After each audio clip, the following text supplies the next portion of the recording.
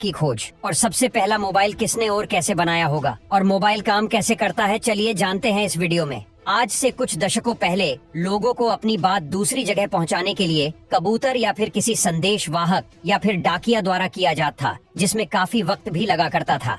फिर इस मुश्किल को आसान करने के लिए कई वैज्ञानिक और इंजीनियर्स ने एक ऐसे यंत्र की खोज करना शुरू कर दी जिससे कि संदेश भेजना आसान हो जाए। और फिर इसी विचार पर काम करते हुए 1876 में अब्राहम अलेक्जेंडर बेल ने टेलीफोन का आविष्कार किया, जिसने संचार की दुनिया में एक क्रांतिकारी बदलाव किया। टेलीफोन से साउंड सिग्नल को इलेक्ट्रिकल सिग्नल में बदलकर तार के जरिए संदेश भेजा जाता था। फिर गैलिलियो मकरोनी द्वारा रेडियो के आविष्कार के बाद पहली बार सन 1901 में बिना तार के अटलांटिक सागर के आर पार संदेश भेजने में सफलता मिली।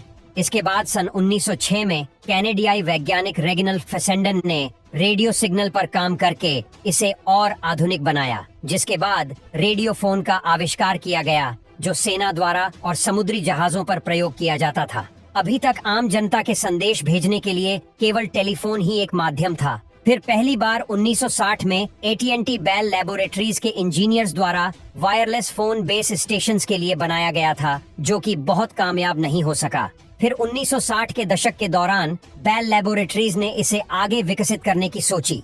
उन्होंने इसे रेडियो से प्रेरणा लेकर बनाने का विचार किया और फिर एक इंजीनियर जॉर्ज स्विगर ने एक कामयाब वायरलेस फोन का आविष्कार कर दिया, जिसके लिए जॉर्ज को 10 जून 1969 में पहले वायरलेस फोन का अमेरिका में पेटेंट नंबर 3,54,19,750 जारी किया गया। जॉर्ज पहले अमेरिका की फौज में रेडियो डिपार्टमेंट में काम करते थे, इसीलिए उन्हें रेडियो वेव का अच्छा अनुभव था।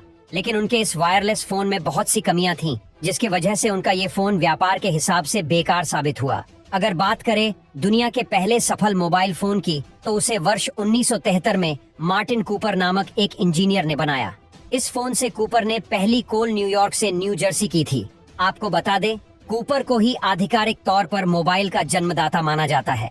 मार्टिन कूपर एक अमेरिकन इंजीनियर है, जिन्होंने लगभग 3 अप्रैल 1973 में विश्व को पहला मोबाइल फोन दिया था, जो कि आम लोगों के लिए था, जिसका वजन लगभग 2 किलो था। सुनने में थोड़ा सा अजीब लगेगा, परंतु पहले ऐसा ही होता था। आज की युग के हिसाब से तो बहुत ही भारी था ये, परंतु 80 के दशक की शुरुआत में ऐसा फोन रखना धनवान होने का प्रतीक माना जाता था। मार्टिन कूपर ने आज के समय की मोबाइल कंपनी मोटोरोला के साथ मिलकर ये मोबाइल फोन बनाया था और फिर बाद में वे इस कंपनी के CEO भी रहे।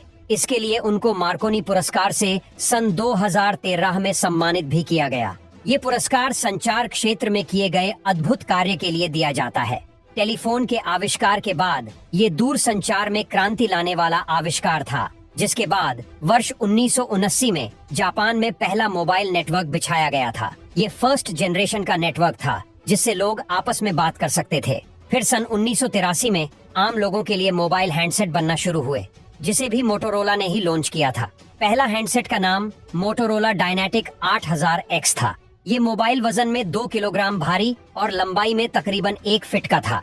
इस मोबाइल की बैटरी को चार्ज करने में 10 घंटे का समय लगता था और मोबाइल को एक बार चार्ज करके करीब 30 मिनट तक बात की जा सकती थी। उस वक्त मार्केट में इस मोबाइल की कीमत 3 लाख के करीब थी। अभी तक इस मोबाइल से सिर्फ बातें ही की जा सकती थी। फिर सेकंड जनरेशन मोबाइल नेटवर्क सेवा फिनलैंड में साल 1991 में रेडियो लिंजा नामक कंपनी ने शुरू की। इस सेवा की शुरुआत से मोबाइल में SMS और इंटरनेट सेवा आ गई। इसके बाद थर्ड जनरेशन सेवा वर्ष 2001 में जापान में शुरू की गई, जो उस समय का सबसे एडवांस्ड मोबाइल नेटवर्क था। इसकी सहायता से डेटा ट्रांसफर करना फास्ट हो गया।